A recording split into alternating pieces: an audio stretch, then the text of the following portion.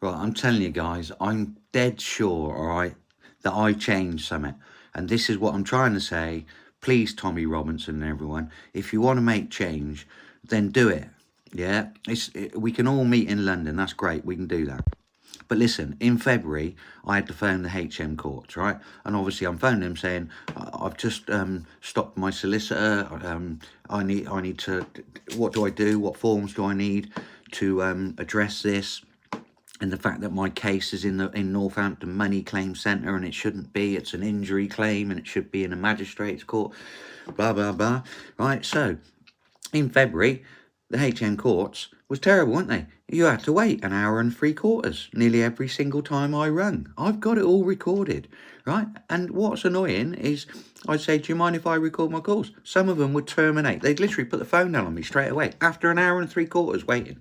Obviously, I made a complaint, right? But when I make a complaint, because I struggle with all the form stuff and things like that, right? I ask people to do it with me. So I'll ring them up and I'll say, can you please do it on my behalf?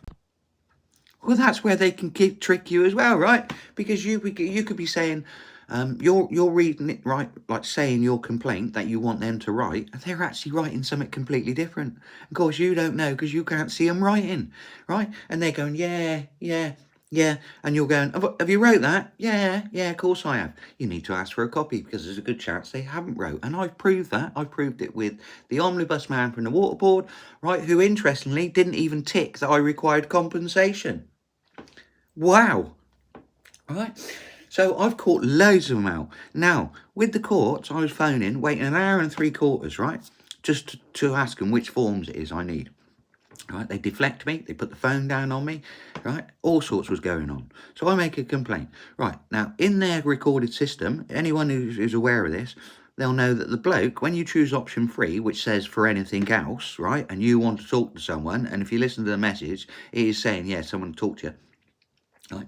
Then you choose option 3, and option 3, the bloke would say, you can now end this call. Of course, it would confuse people, and I'd say, you imagine what that's doing to people, especially if they're older, right? So you'd end the call. And it turns out, no, you didn't need to end the call. What you needed to do was just not ignore him and hang on and wait, right? And then it would then do something.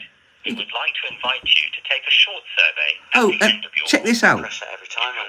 Please press 1 now. I'll do it. Listen. Otherwise... Right, so I press 1 for the survey every time. I'll tell you now, they've never put the survey to me. Right, even though they've said, choose option 1 for the survey. And him saying,